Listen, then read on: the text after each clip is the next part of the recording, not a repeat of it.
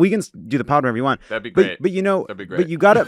You guys should set up a Zoom. But you gotta use the pouch. Are you using your pouch? Because I hold triangle, and I have 4 keys that are like 4 different things that I use all the time. So that my roll on this. Let's just roll on this. Start recording. I don't care. Let's roll on this. Let's share the pain share with part the of listeners. it. Share part of it. And so I use the triangle. Welcome. That's how I start the pod. Welcome to Pod Save America. I'm Jon Favreau. I'm Jon Lovett. I'm still Tommy Vietor, although I'm just about to turn into an Elden Ring. We just have to listen to 10 minutes of Lovett and Something Elijah about and Milo talk pouch? about video games. C button. I'm saying I use the triangle to go to the pouch where I my keep my God. lantern, my horse, What are my we talking horse about food, and my On health. today's show, Kevin McCarthy Thank gives you. away the House to become Speaker. Joe Biden takes his first presidential trip to the U.S.-Mexico border. And later, we'll be joined by the first Gen Z member of Congress, 25-year-old Maxwell Alejandro Frost. Frees up my square button for my wondrous physic. All right, let's get to the news. That was so real. Kevin McCarthy finally won the race for Speaker by giving the job to Matt Gaetz and the most MAGA members of Congress. After 5 days, 15 votes, and a midnight fight on the House floor that nearly led to violence, McCarthy got the votes of every Republican except for the 6 original Never Kevins, who he persuaded to just vote present, with a little last-minute help from the MAGA king himself, Donald Trump. Here's a clip from late Friday night when shit got real. He is not over the finish line And and he's can't walking away. Get there. He's Look at somebody's holding somebody back. Look at that. Oh, somebody just held somebody back. Stephanie, just look at that. It looks like a fight breaking out on the floor. There's a pull back. Oh, back, yeah. right on the face. Somebody grabbed him. Physically Watch restrained. the face. this again. Watch his face. There Yep. Wow. This is. It's physical? Wait a minute, hold on, let's follow the camera. I'm not sure if this just got physical. Kevin McCarthy looks pretty upset.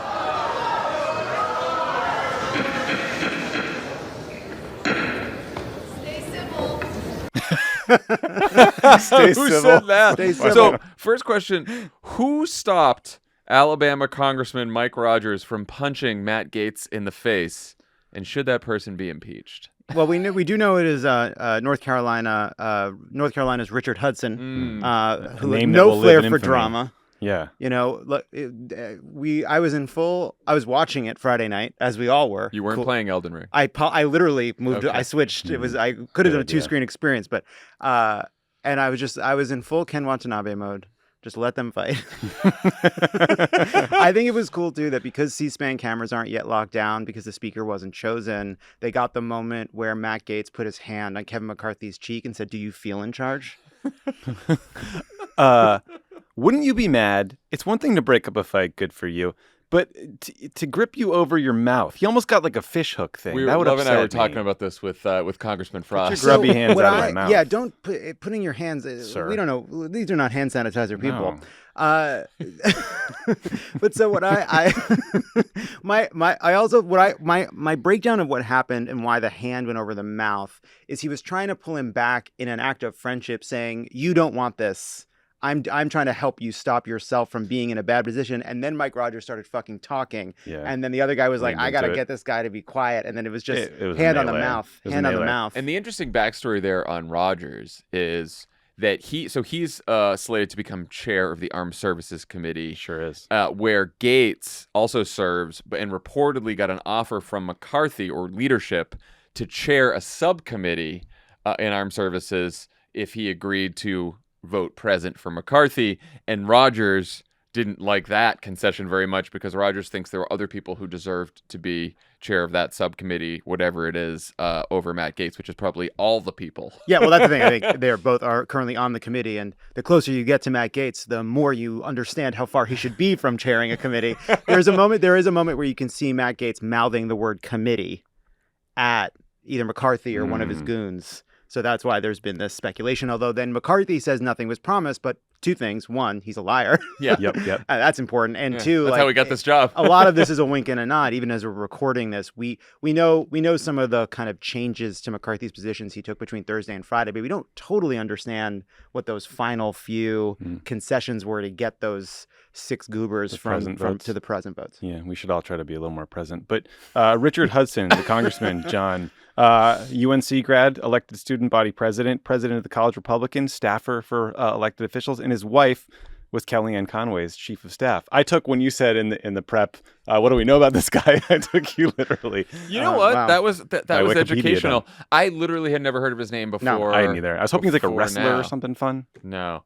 What do we? Well, Lovett, you said we don't know exactly what happened. Like when we recorded Thursday's pod, McCarthy had already made just about every concession possible, and still didn't have the votes. What changed between Thursday and Friday night? What do we know about what changed? I don't think we know. I don't think we know everything. I don't think we know everything. I believe it is between Thursday and Friday that he finally conceded and went from 5-1 votes to get the no confidence vote. Thursday We morning. did. Yeah, we did know that. But we didn't know that it. Did we know that it switched from 5-1 before you recorded? It was like right then. It was.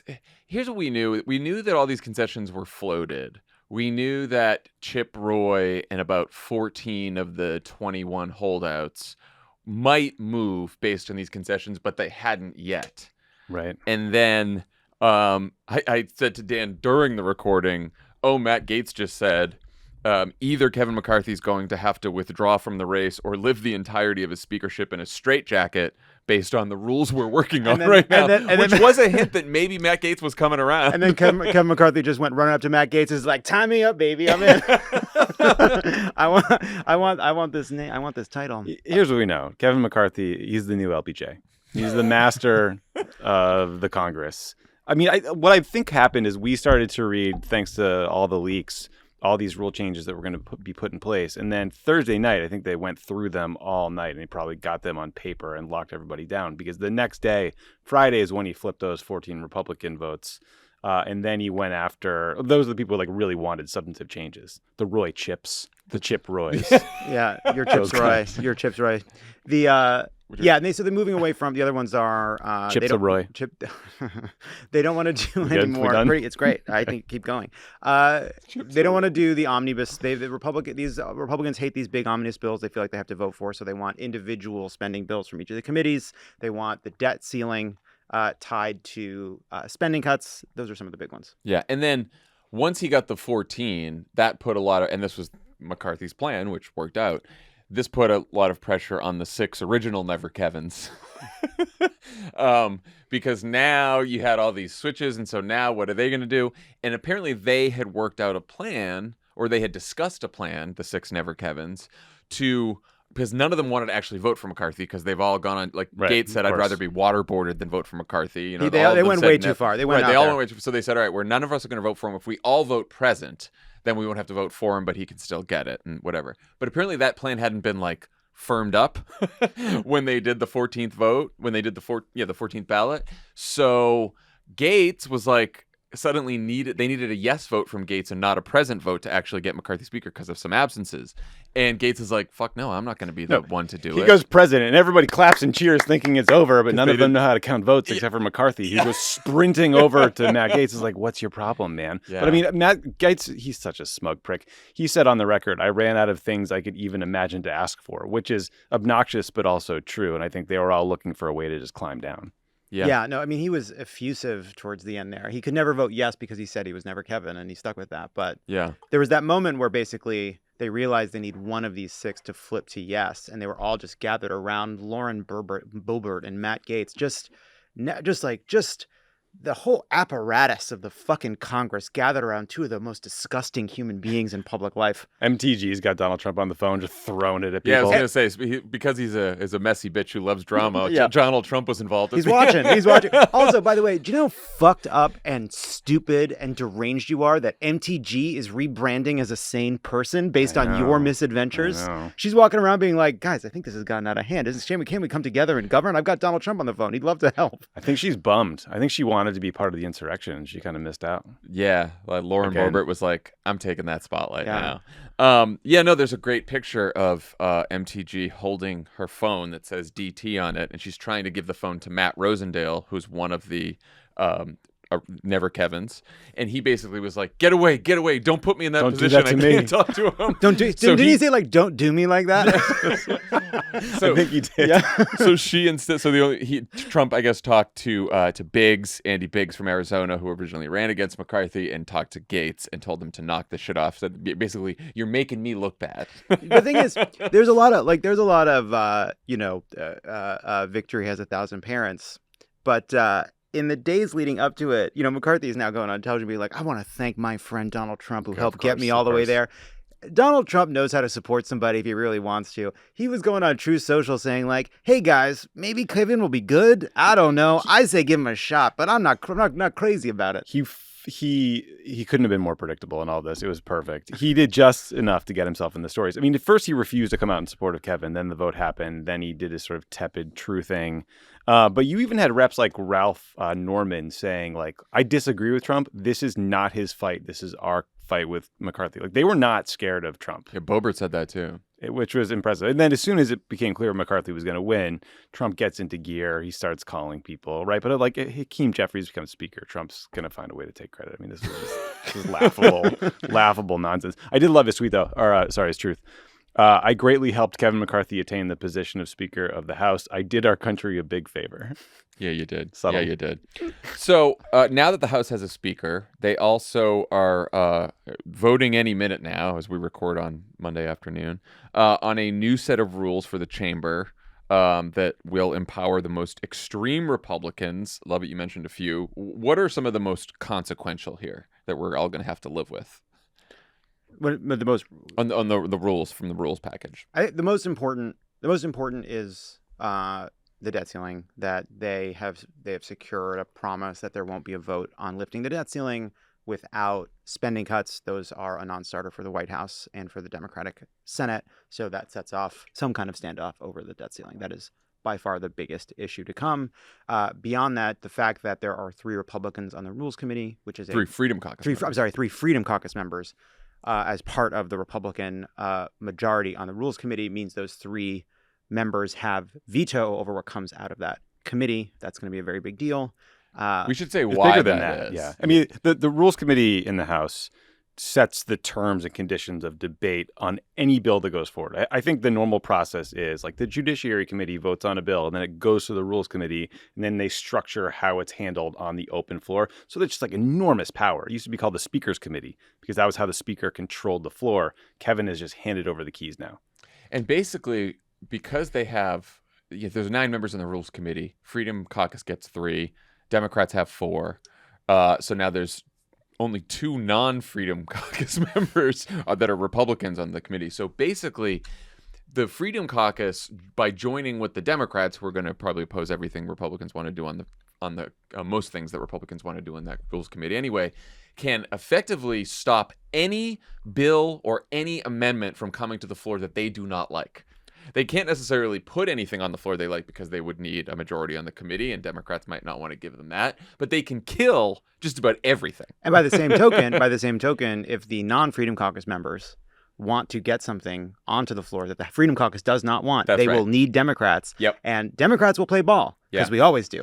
We love playing ball. So process-wise, that is, it sounds really complicated, maybe boring, but it is extremely consequential. And then I think that sort of dovetails with the debt ceiling promise too, because you can make a promise, whatever, but like now, the only way to pass a clean debt ceiling hike is by either McCarthy agreeing to it, which now he will not do. Well, he as of today says he will not do. The one criticism that is correct by these Freedom Caucus members is that McCarthy says things that aren't true and changes his mind and changes position all the time. Well, and now they have a mechanism to hold him accountable because if he chooses to try to do this, they can immediately try to remove him with just one person calling for a vote. So McCarthy's sort of hamstrung there. There is, we've talked about this briefly before, there's a discharge petition, which basically every Democrat, if a bill has been stuck in the Rules Committee for more than 30 days, you can file a discharge petition with a majority of the members of the House, meaning like every Democrat and now just 4 Republicans could file a discharge petition. And then after 30 days would get that out of the committee if it's been stuck there. So they can do that, but that's a very long and complicated process that doesn't necessarily always work just because it requires a lot of coordination. And as we said before, those House Republicans that agree to join the Democrats on that could very well face primary challenges, though already Brian Fitzpatrick was a more moderate Republican, a House member from Pennsylvania, has said he will do that if it comes to that. Right. So you basically have a situation where Republicans try to do brinksmanship of the debt ceiling. Democrats have already said in the Senate, Democrat and the Biden administration already said that's a non-starter. That fails. Then you try to get a clean bill through. That fails. Then barring that, you have to go to this discharge position. It is high risk, not just because it is a difficult thing to coordinate. If it fails, you don't get to do it again. Like you get one shot at this discharge position on this issue. The whole House has to vote. Sort of like the Armageddon movie. Well, right. Oh. And so basically, So who's drilling and who's inserting You the just nuke? get one shot, and then that's... this got a little sexual, the way it sounded to Well, me. it's a discharge position. And so, just how it's sounding. But so, because what could happen is you could end Doesn't up matter how you start, it matters how we finish. Kevin, that was what In the words of Kevin McCarthy, just terrible. how you Wait, finish for the American and, people. I'm scared where this is going. Go back to your substance, nerd. the point is, a discharge position is 2 votes. The first is one to say, let's vote on this on the floor. The second is to actually pass it. If the second one fails, you've lost your ability to have a vote, a clean vote in the House. Yeah. And so now then you go to, I think, some really, really untested fail-safes. One is, and it's back, the Treasury Department making $1 trillion coin, which the Biden administration has already said they won't do. And then there's the other outside move, which is saying the 14th Amendment says we have to pay all these bills, so we're just going to pay them. Yeah. Not good. I mean, None of them are good. All of the spending stuff is bad. They also voted. He also agreed to unlimited amendments on spending bills, which means you could basically filibuster House spending bills now, just sort of de facto, by putting random amendments on them. And also that McCarthy said that any increase in the debt ceiling will be accompanied by cuts to federal spending, and that discretionary spending will be capped at FY 2022 level, so this year's level, which is like a $130 billion cut, which is not really doable. So they'll probably get into defense spending cuts too if they actually go through with this. So in a sense, Kevin McCarthy handed his caucus a whole bunch of really, really bad votes coming down the pike. Well, I was going to say, yeah, all of this is going to be horrific for the country, particularly if we breach the debt ceiling. It could cause a economic catastrophe that's much worse than just a regular recession.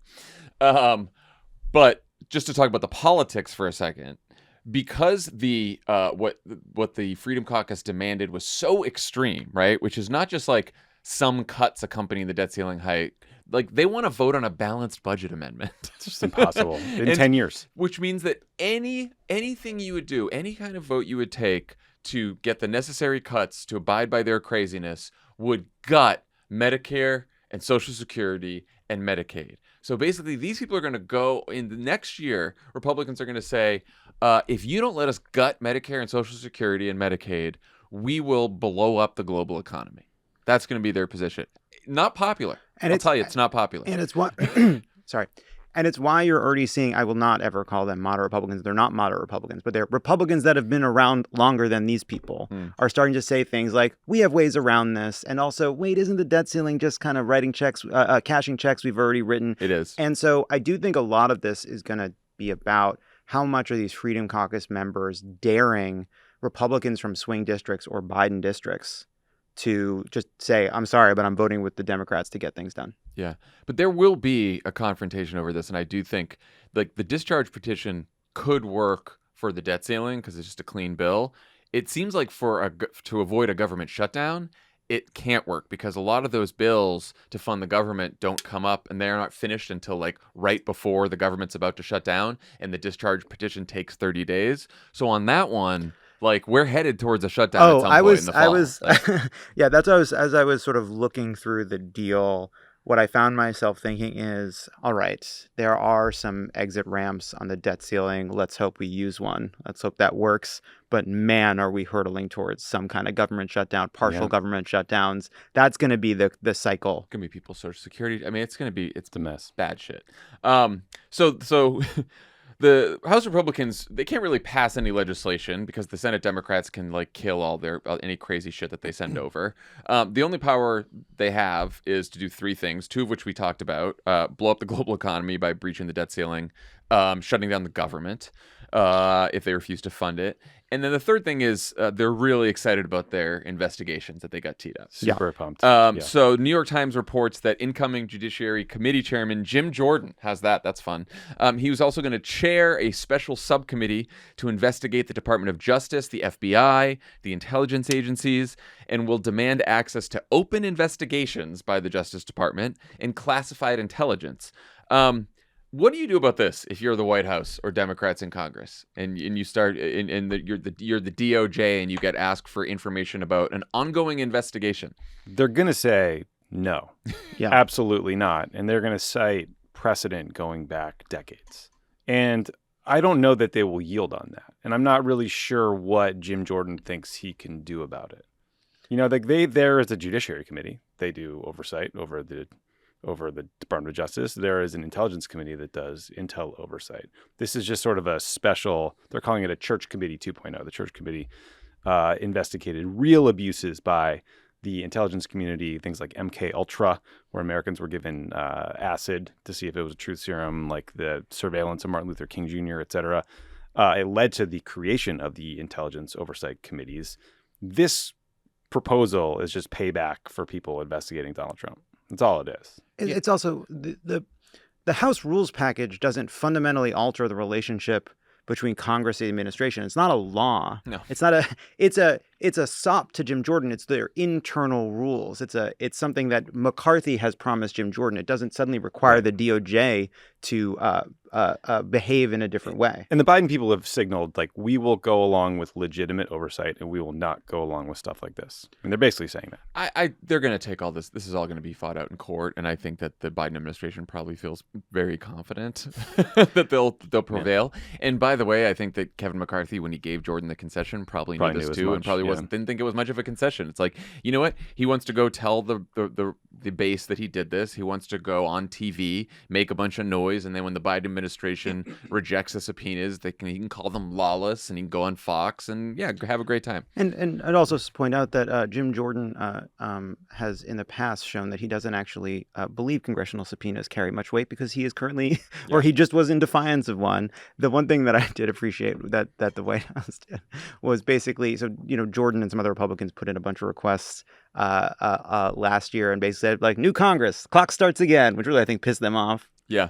But those were also requests from individual members, not like through the committee. Right. So I think they're going to slow roll them and they're going to push them back and they're going to participate in legitimate inquiry while at the same time trying to, but recognizing even though they may have the power of the gavel, these are not going to be on the level investigation. Yeah, it's fun. No, I think what you were saying is that the Jim Jordan types put in their oversight requests too early, and the Biden folks were like, oh, sorry, calendar year hasn't ended yet. Yeah. Come back, call us next year.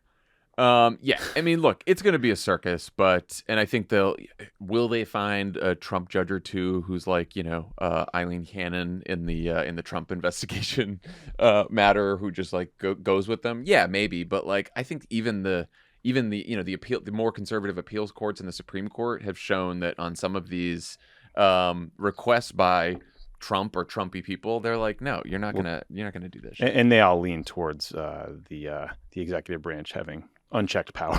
Right. Exactly. That's their also safe true. space. Pod Save America is brought to you by ZipRecruiter. If you're hiring for your company, the beginning of a new year might mean you're stressed trying to find quality candidates to help you achieve your 2023 business goals. Not to mention, you also have to adjust to candidates' work preferences. Let ZipRecruiter help you achieve your hiring goals. You can try it for free at ZipRecruiter.com/crooked. ZipRecruiter has a powerful matching technology that it can use to help find the right candidates for your job. With ZipRecruiter, you can even send a personal invite to candidates who seem perfect for your job, so they're more likely to apply. Plus, the work environment may look different these days. So ZipRecruiter offers attention-grabbing labels like remote and training provided and more that speak to job flexibility. Let ZipRecruiter help you find the best people for all your roles. 4 out of 5 employers who post on ZipRecruiter get a quality candidate within the first day. See for yourself. Go to this exclusive web address to try ZipRecruiter for free. ZipRecruiter.com/crooked. Again, that's ZipRecruiter.com/CROOKED. ZipRecruiter is the smartest way to hire. Pod Save America is brought to you by HelloFresh. You've got New Year's goals, and HelloFresh is here to help you achieve them. Skip the grocery store and take control of your time and budget with delicious restaurant-quality recipes delivered right to your door. If you're looking for an easy way to eat well and save money this year, HelloFresh is a great place to get started. It's cheaper than grocery shopping and 25% cheaper than takeout. With over 35 weekly recipes, they have the options you're looking for to help you achieve your goals.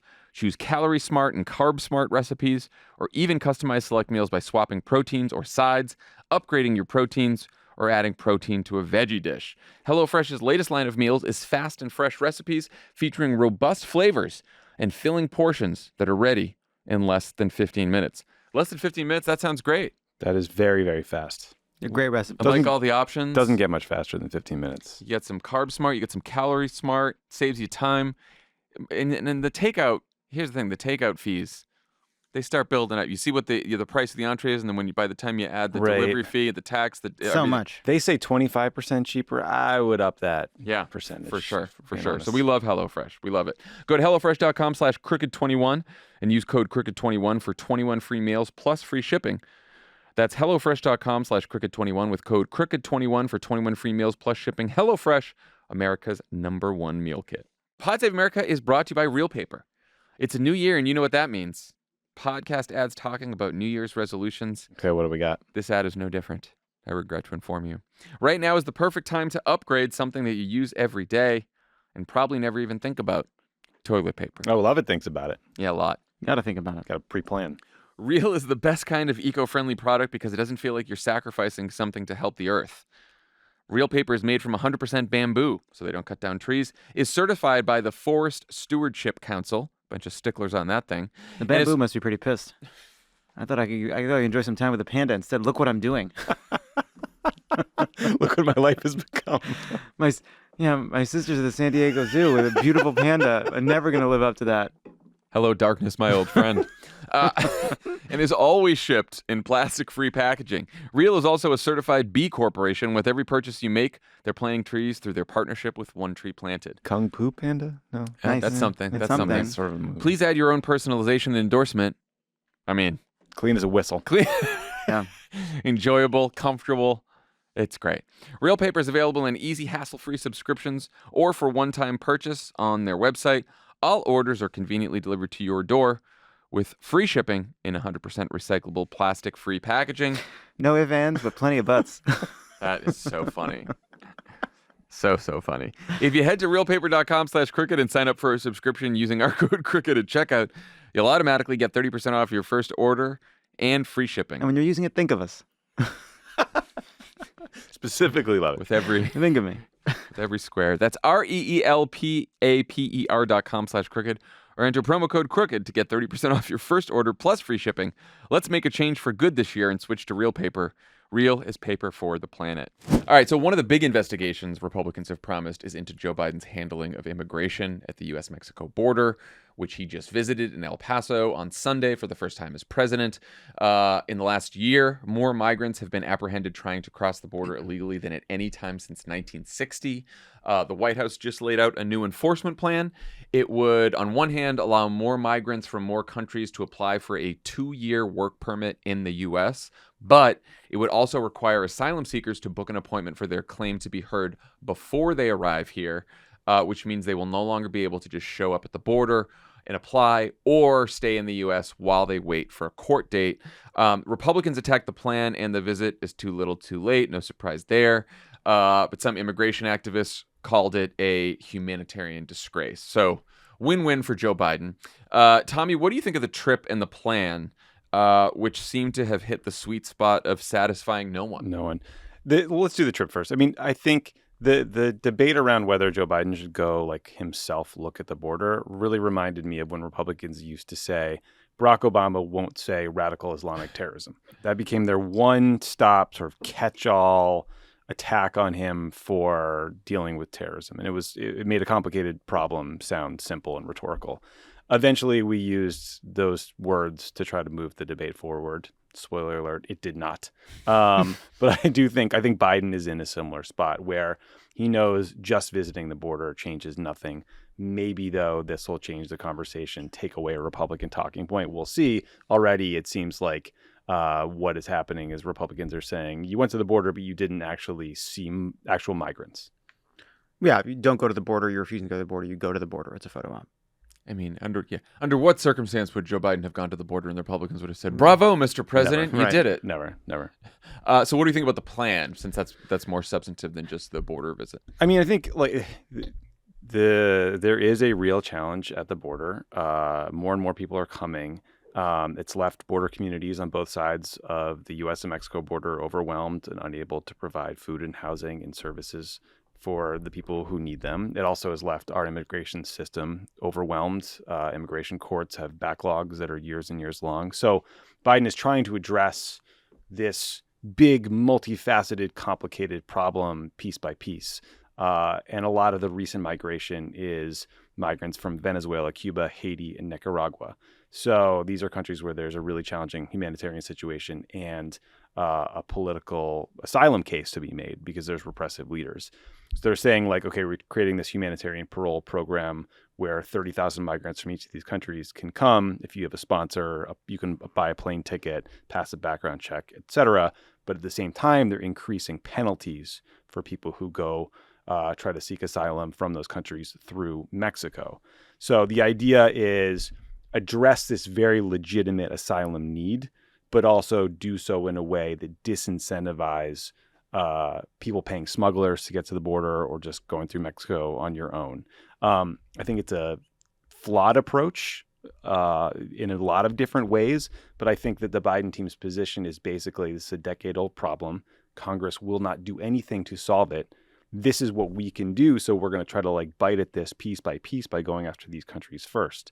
Longer term, like the only way to stop migration from Venezuela is to help the humanitarian situation in Venezuela. But there's a lot we can do to help there, but we obviously can't fix it as a country. So I think, it's a start. I don't love the use of Title 42. I don't love the way Remain in Mexico has gone from a Trump policy to a Biden policy. I don't love sort of how asylum has gotten completely changed over the last 5 or 6 years. Yeah, it's I think that like the contradiction I think at the core of this is that the Biden administration is using Title 42 to implement a policy in part to deter people from doing something extremely dangerous, right, which is seeking something they're allowed to seek, which is asylum.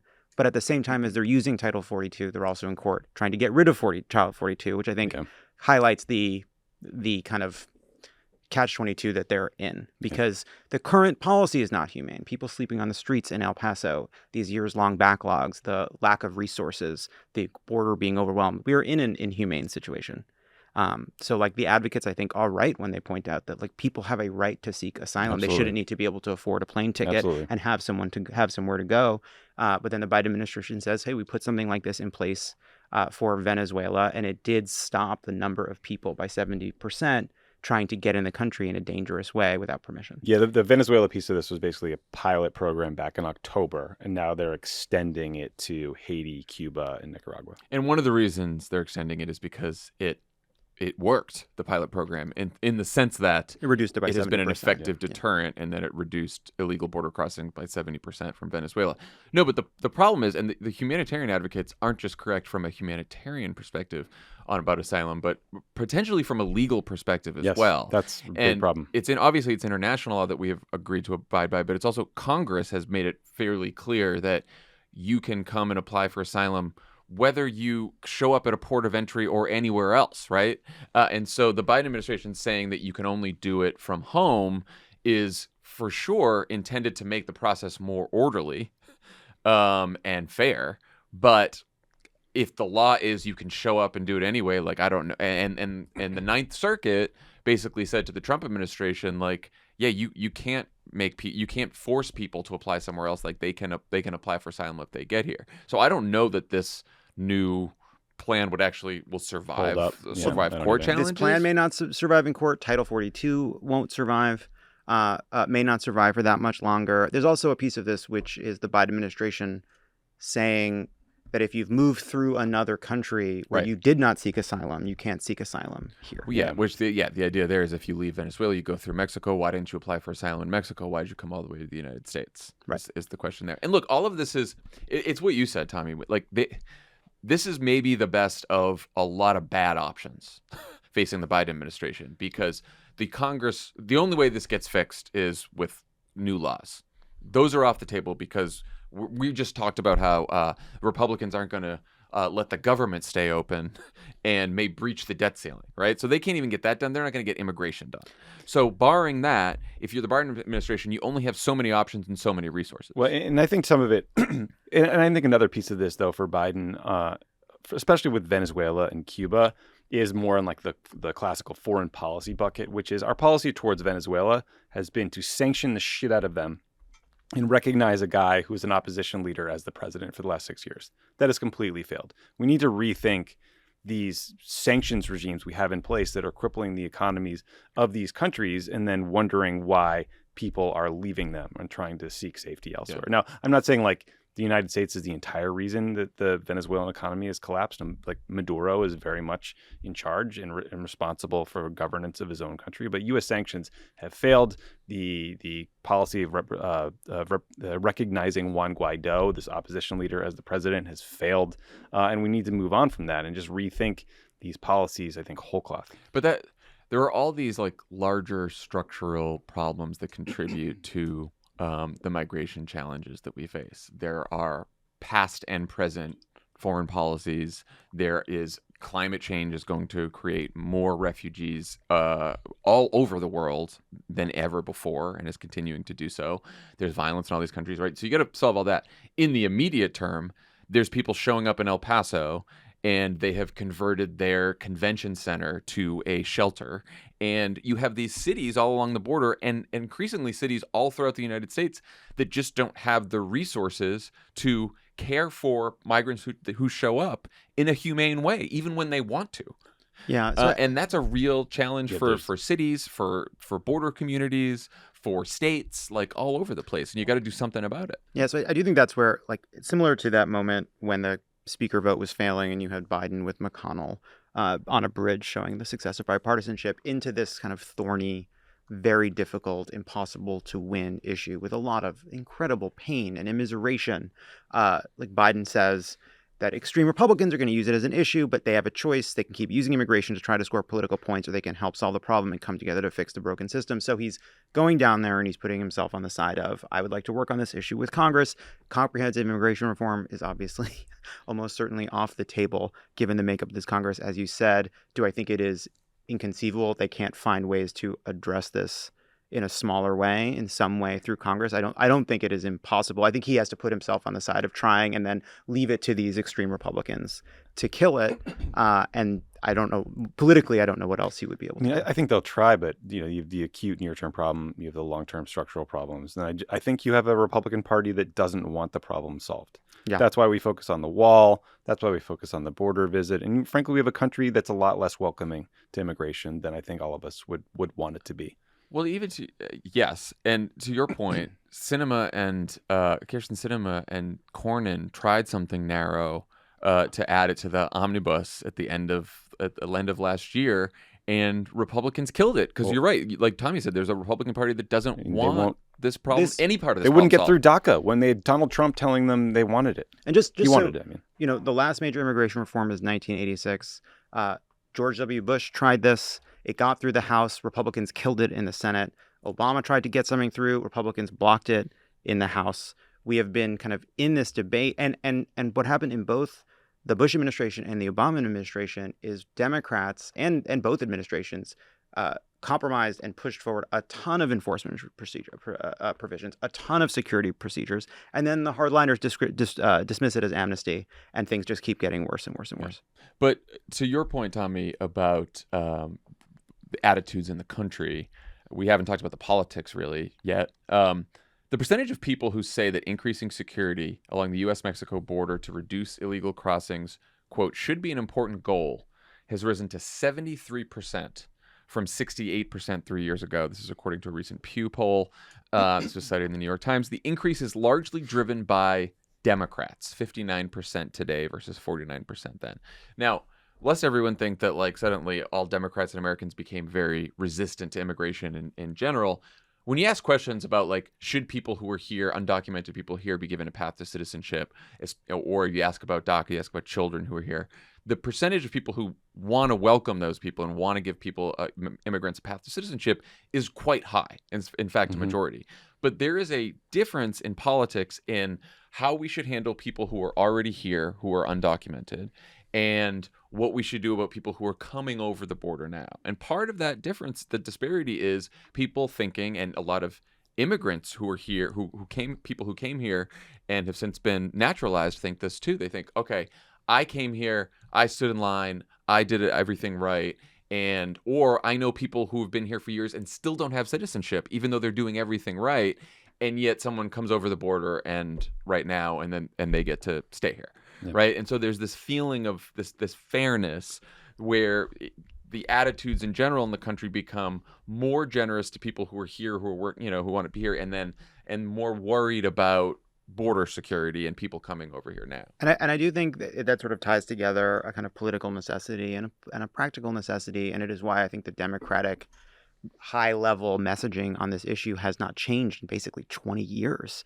which is we are a nation of immigrants, we are a nation of laws, we need to secure the border and have border enforcement while at the same time welcoming and opening our doors to people seeking a better life in America. Like that message has been the same for a very long time, both because I think politically the only way you get to that generous and welcoming and progressive solution is by reassuring people that once you've created that more generous and a progressive set of immigration policies, that the border and the laws will be enforced because you have created incentive for people who want to come here. Yeah. And it's political, but it's also just like a practical thing. Yes. Right? Which is, we can allow a lot more migrants and refugees and asylum seekers into this country, but we can't do it if we're not going to have an orderly process for it. We can't just have people streaming through here because then it puts too much of a burden on cities. And it turns people against the openness and the progressive outcomes that we want. And it's not humane to the migrants. It's not. Yeah, the one area I do think that the Biden administration has not sort of hit its goals is refugee policy. Yeah. They've set caps for allowing refugees in, I think, like well over 100,000. I think last year we maybe got to 17,000 people actually got in. So I think there could be a little more work done there. Obviously, this all got very complicated with the war in Ukraine. I think there's a lot that could be said about the way Ukrainian refugees were welcomed compared to refugees from other countries who are black and brown. In many cases, the way Afghan refugees were not welcomed in a lot of cases. So like it's just still not being welcomed. Yeah. Yes, that's a whole other conversation. And just the fact that like even with, Joe Biden is going to Texas, he is greeting Governor Abbott when he arrives and has handed him the letter. And then Abbott goes on television and doesn't just say that Joe Biden has failed, that Joe Biden can't succeed. He will never succeed. Because of the point you made, this is an annuity to them. Yeah, he wants to run on this. When they can't talk about inflation, when it's not working to talk about critical race theory to fund the police, this is their political fund. This is what they go back to again and again and again. The migrant caravan coverage will start as we head into the fall, and it will continue. And look, there's a right-wing media ecosystem and infrastructure that wants to talk about only this. I tuned into my guy Ben Shapiro today on the way into the office. He skipped over the speaker debate, said he didn't care, it didn't matter who got the speaker job. He skipped some other big hot button news story and went right to immigration because that's all the conservatives want to talk about. Yeah. This is great episode, Ben. We will hear this quite a bit over the next 2 years as we head into 2024. Hear about immigration. Okay, when we come back, Lovett and I talk to Congressman Maxwell Alejandro Frost. Pod Save America is brought to you by Bombas. Winter is better with Bombas. They make thoughtfully designed socks that make you feel cozy at home, supported during outdoor activities, and good knowing that for every item you purchase, they donate another to someone in need. Socks are one of the most requested items in homeless shelters. That's why for every pair of comfy socks you purchase, Bombas donates another pair to someone experiencing homelessness. Bombas uses the softest materials like merino wool, Pima cotton, and even cashmere, which makes them the perfect cozy wintertime socks. Their slippers are soft on the outside and even softer on the inside, thanks to materials like fuzzy Sherpa. Didn't know that was a thing. Are you a winter jogger, a skier, or a snowboarder like Lovett? Bombas makes temperature-regulating socks so you can feel more comfortable doing what you love the most. Love cutting up some fresh powder. Remember when John McCain sang "Bomb, bomb, bomb, bomb, bomb Iran" and thought that was funny? And there was a big thing in the campaign. Yeah. And then today would be just like a Now, Tuesday now morning. you're like Nothing. a rhino if you don't say that. Right, yeah. Yeah. Anyway, socks. Anyway, socks. They are comfortable. I got a bunch of pairs myself. I love Emily has Bombas. pairs. They're very Charlie has comfortable. pairs of socks. They give your foot a hug. Yeah, they do. They give you your foot a hug. It's great for, it's a great Perfect. winter sock too. Go to bombas.com/crooked and use code crooked for 20% off your first purchase. That's BOMBAS.com/crooked and use code crooked at checkout. Pod Save America is brought to you by Squarespace. John, feel free to talk about a job title that's relatively new, especially if it's related to the news industry. TikTok reporter. TikTok reporter. Tommy went with TikTok reporter. TikTok reporter. You got one? Love it? Yeah, mine was also TikTok Oh, reporter. yours. Oh, that's funny that you got both thought of Mind that. meld. Mind meld for you Look too, at huh? us. I was also going to say TikTok reporter. Many of today's occupations didn't really exist a decade ago and may not exist a decade from now. From Etsy seller to misinformation moderator. New opportunities to build a career are popping up every day, and Squarespace is the ultimate tool for professionals to use to build a site to market their brand and sell anything. Features like blogging tools allow you to share stories, photos, videos, and updates. But enough about It's always every time. bleep the name. Thank you. And you can also use customizable galleries to display images in unique ways. All features perfect for that citizen journalist to publish their work, like Matt Taibbi. Whether you sell physical or digital products, Squarespace has the tools you need to start selling online. Perfect for the guy selling promotional t-shirts to market his burgeoning cat news podcast. That doesn't sound very interesting. No, it does not. It Yeah. does not. I'm not tuning into your cat news podcast. Yeah, Just letting you know. We're just not for it. Oh yeah, Tommy, you missed this earlier this week. Same joke. No, Am I in a rerun? same area, Same different area. joke. Mm. But because my joke last week was perfect. Please get us out of this, John. Plus, all websites are optimized for mobile. Content automatically adjusts so your site looks great on any device. Head to squarespace.com/crooked for a free trial, and when you're ready to launch, use offer code crooked to save 10% off your first purchase of a website or domain. Joining us now is the new representative from Florida's 10th district in Orlando, the first Gen Z member of Congress, Maxwell Alejandro Frost. Congressman, welcome to Pod Save America. Hey, thanks for having me on. You called your first week in Congress a shit show, which seems like a fair and even charitable description. What was going through your mind during all those votes for speaker? Well, it changed every day. But when we were in the chamber at like midnight doing those votes, it was a little bit more exciting, obviously, and also depressing when you think about, this is the body making decisions for our country, and there's a physical altercation going on the other side of the aisle. I was just thinking about this the other day, that I would get a lot of calls from family and friends saying, what's with the chaos? It must be crazy. And it is, right, what was going on. But for me, I would I'd say Jeffries when they'd say Frost, and then I'd be free for minutes while other people said, voted. So there wasn't a lot of physical chaos per se. But it was also chaotic. So it was interesting kind of squaring the two, How close were you? What kind of angle did you get on in the moment when somebody Mike Rogers? Mike Rogers. Well, no, but when somebody put their face. It's tough when someone uses their hand on your mouth to pull you away from an altercation. Could you see it? How close were you? I did see it. I was on the other side of the aisle. I was sitting with a bunch of freshmen. We were all sitting together. And I did see it happen. I'm surprised they didn't get in a fight because, if someone puts their finger in my mouth, on the House floor, I don't know, It's not good. No, I saw what happened. It was wild. I was getting a lot of texts, people saying, I had one of my friends text me and say, go over there. I was like, I'm not going over there. I'm going to sit right here, but just pretty wild. It's go over there. Whose think side are you on? Yeah, I was gonna say, I think that was the wise move. Did you have any fun or weird or terrifying conversations while you were on the floor? A lot of people talked about there was AOC talking to Paul Gosar at one point. Did you have anything like that? Not necessarily. I kind of, did my vote, and I took the opportunity to speak with a lot of other members and make some good relationships.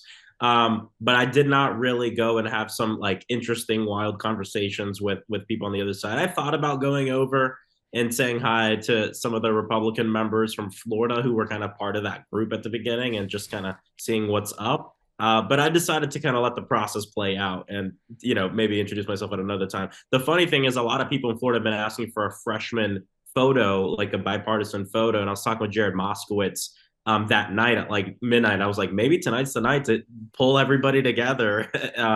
But there was a fight anyways, so we didn't do it. All right, so you've gotten quite a bit of coverage as the first Gen Z member of Congress.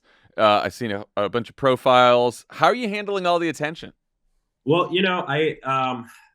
it's been a lot. It's been different for me. I'm used to being on the staff side and, working on campaigns and everything. But I've really taken it as an opportunity to talk about like what's going on in Florida, what's going on locally, talk about the anxieties and hopes and dreams of young people and at least young folks who like agree with me on a lot of issues, and really think about it that way. But I think it's important to like really stay grounded in the district, in home, right? Because those are the folks that sent me here. And so I'm always careful to not appear at like, the celebrity culture is real and celebrity culture in our politics is also real. And sometimes it's okay to admire people, but it gets to a point where we feel like there's this one politician that's going to save us all.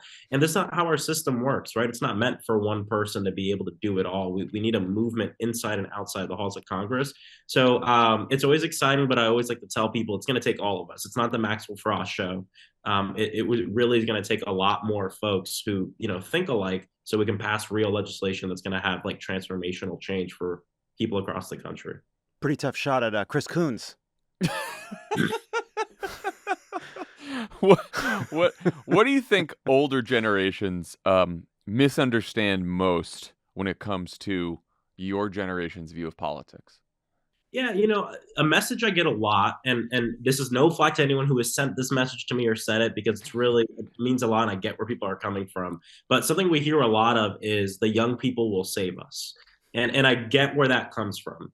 But I think like young folk, we're not looking to like save everyone. We just want to be a part of it, right? We want to be a part of it. We want to be heard, and it shouldn't just be up to young people to save everyone, right? We need a multiracial, multi-generational movement, all of us working together for a better world 7 generations in the future. And so that's something I think that's sometimes misunderstood. We want to be a part of the conversation. We want to be centered at points, but we don't want to be the lone people working to fix these problems that have been around for generations. So I'd say that's something I'd say. And again, it's not to offend anyone who said that, because I understand where people are coming from.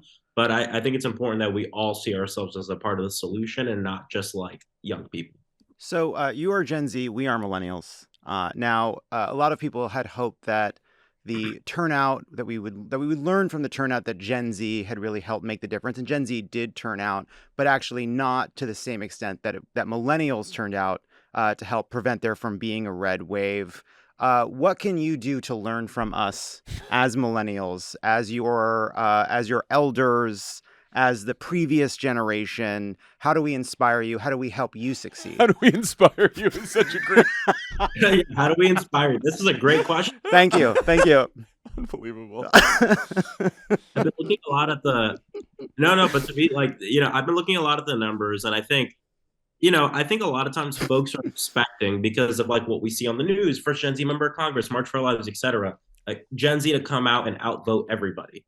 And what we know to be true is since the beginning of our country, the youth vote, especially like the younger people, 18 through 25, have always been really the smallest piece of the pie, right? And that's for many different reasons. There's a lot of institutional barriers to voting. Voting is seen as an extracurricular for a lot of young people. It's not like built into, schooling the way it should be. It comes at a time when you're 18 years old, where you're applying to college, you're falling in love. All this stuff is happening, which is a great argument for lowering the voting age for a lot of municipal elections. So it's part of it. It's more of a habit. But all that being said, Gen Z can make up a portion of the vote that can really tip of these elections, right? It's not always the biggest voting block that is, if people turn out normally, right? You're looking for these blocks that you can turn out that might not be the biggest slice, but in these neck and neck races can mean the difference. That's what happened in Georgia with Senator Warnock both times. We've seen this happen in different races across the country. So, and when you look at the numbers, Gen Z at our current age, we're voting at higher numbers than any other generation has ever done at this current age right now. And I think it's important to look at that because it gives me a lot of hope. I'm not trying to pit generations against each other. I am. Yeah, he is. Yeah, I know, it shows me we're going in the right direction. And hey, half of Gen Z can't even vote yet. The youngest Gen Zer is like 12 years old. So I think we have a good opportunity here. I think we're trending in the right direction. There's still a lot of work to be done, but people shouldn't say, "Oh, young people aren't voting. We shouldn't pay attention to them." We're voting at the highest numbers proportionately than we ever have, and I think we got to keep building on that. You made some news in December when you talked about how you hadn't been able to get an apartment in D.C. because you have bad credit after spending a lot of money on your campaign. Why did you want to share that story?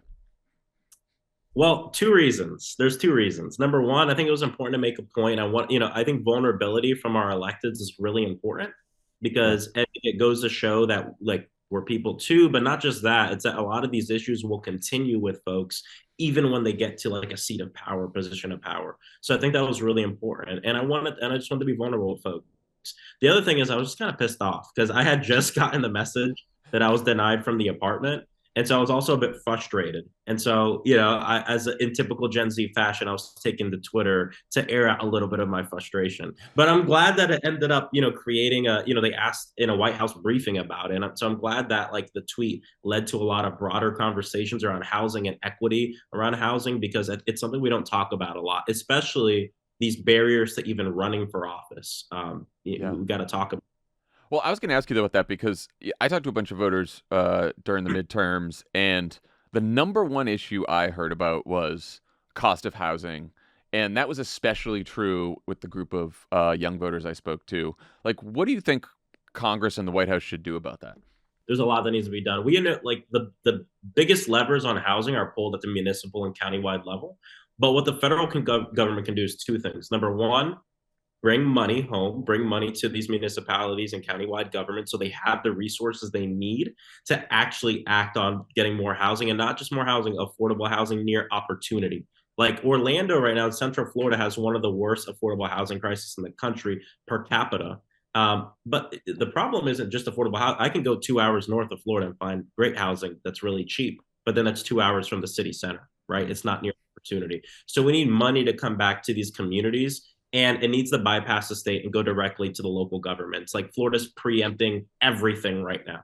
So it's important that local governments have resources. The second thing is pass laws that are, number one, going to protect renters and tenants, and number two, give renters and tenants more power in the marketplace. COVID, showed a lot of things, inequities in healthcare, et cetera.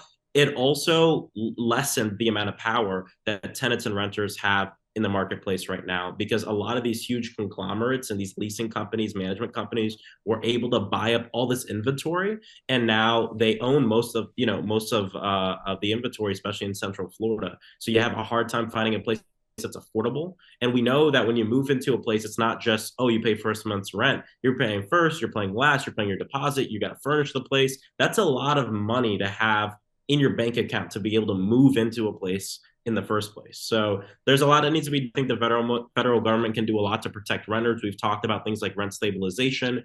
We've talked about things like rent control. I think there's great opportunity here, but we have to talk about it because people are being evicted left and right, and they're having a hard time finding a place to live.